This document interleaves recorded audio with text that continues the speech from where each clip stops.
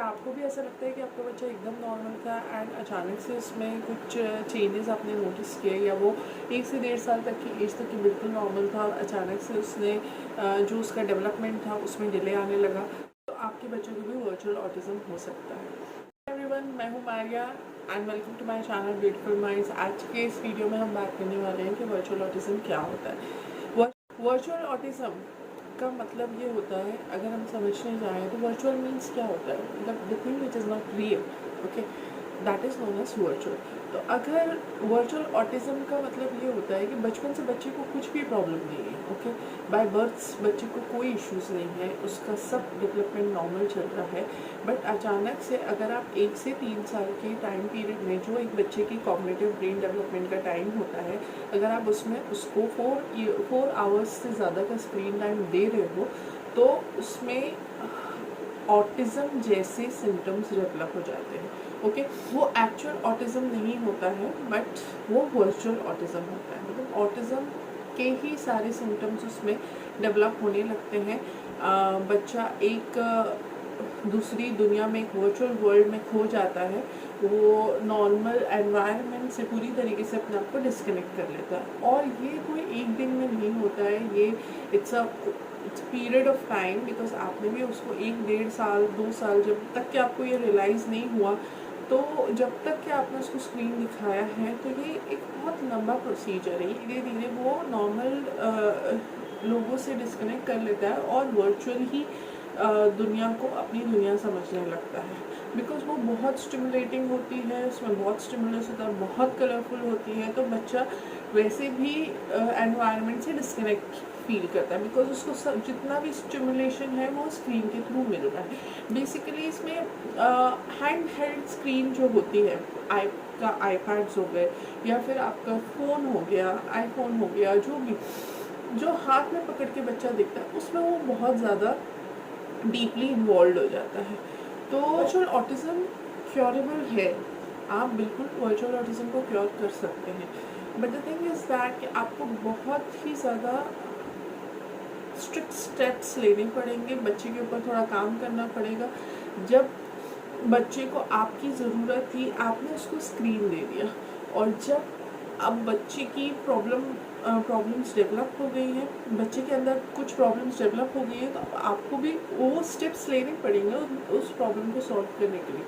तो basically virtual autism बिल्कुल curable है, बिकॉज इन बच्चों में जो स्क्रीन के थ्रू एसपीडीज डेवलप होते हैं, that is sensory processing disorders, मतलब जो सेंसरी इश्यूज डेवलप होते हैं, तो वो कुछ टाइम में चले जाते हैं।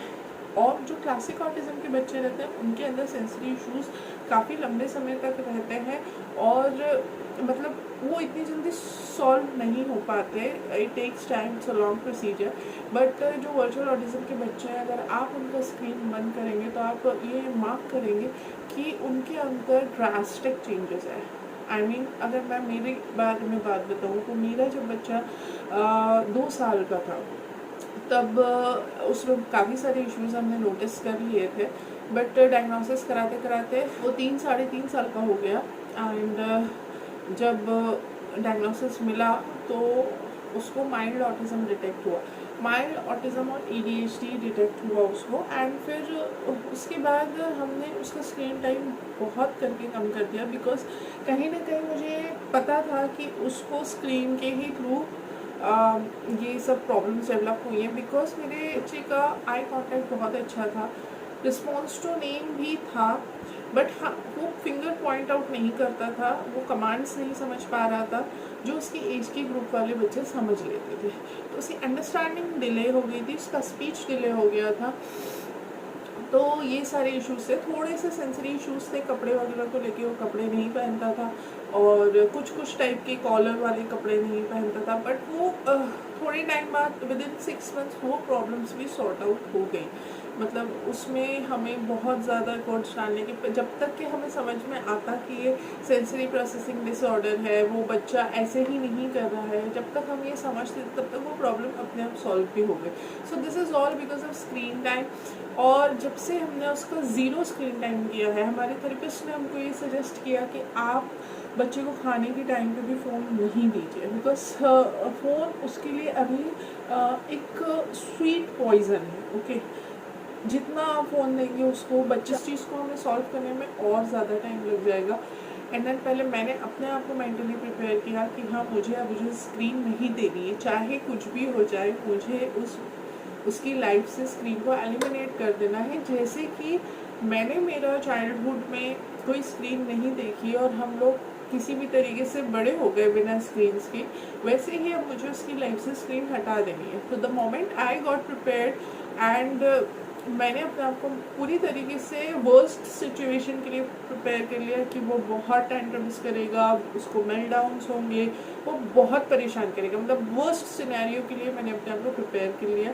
बट बाय गॉड्स ग्रेस उसने इतना नहीं परेशान किया एंड उसने थोड़ा सा फर्स्ट वीक बहुत स्ट्रगलिंग था, बट धीरे धीरे उसको समझा कि मैंने अपनी पहली भी वीडियो में बोला है कि मैंने उसको मेंटली प्रिपेयर करती गई थी कि स्क्रीन देखना गलत बात है, स्क्रीन देखना, बिकॉज आप जितनी बार कोई चीज़ को रिपीट करते हो वो आपके सबकॉन्शियस माइंड में रजिस्टर होने लगती है और उन्हें समझ आता है। अब मेरे बच्चे की उतनी अंडरस्टैंडिंग थोड़ी बहुत डेवलप हो गई है कि उसको जो मैं बोलती हूँ वो समझ सकता है। तो द मोमेंट में उसको पूरा टाइम एक ही चीज़ रिपीट करती थी, डॉक्टर ने मना किया है, डॉक्टर ने मना किया है, गंदा होता है, मोबाइल देखना रॉन्ग होता है।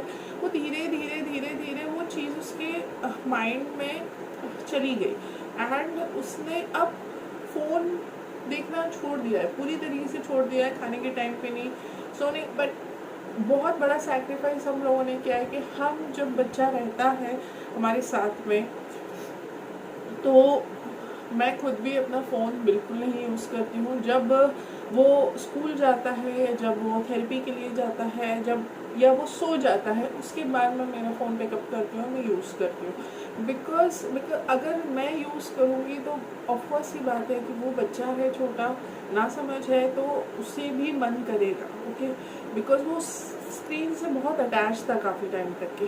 तो हमने अपनी लाइफस्टाइल में से टीवी और फ़ोन को पूरी तरीके से एलिमिनेट कर दिया है just for the betterment of our kid and हमने उसके इतने अच्छे रिजल्ट्स देखे। थोड़ा बहुत वो वीडियो कॉल देखता है बिकॉज वो अपनी नानी वगैरह से बात करता है, तो उसमें उसको टू वे कम्युनिकेशन होता है, तो मुझे इतना इशू नहीं होता, वो भी बहुत लिमिटेड टाइम के लिए। फिर मैं उससे फ़ोन ले लेती हूँ एंड बिकॉज मैं नहीं चाहती कि वापस वो एडिक्शन हो, तो मैं बहुत इस चीज़ के लिए बहुत ज़्यादा प्रिकॉशन लेती हूँ कि उसको स्क्रीन से भी काफ़ी, जब तक कि वो पूरी तरीके से ठीक नहीं हो जाता तब तक मैं उसको स्क्रीन बिल्कुल ना दूँ।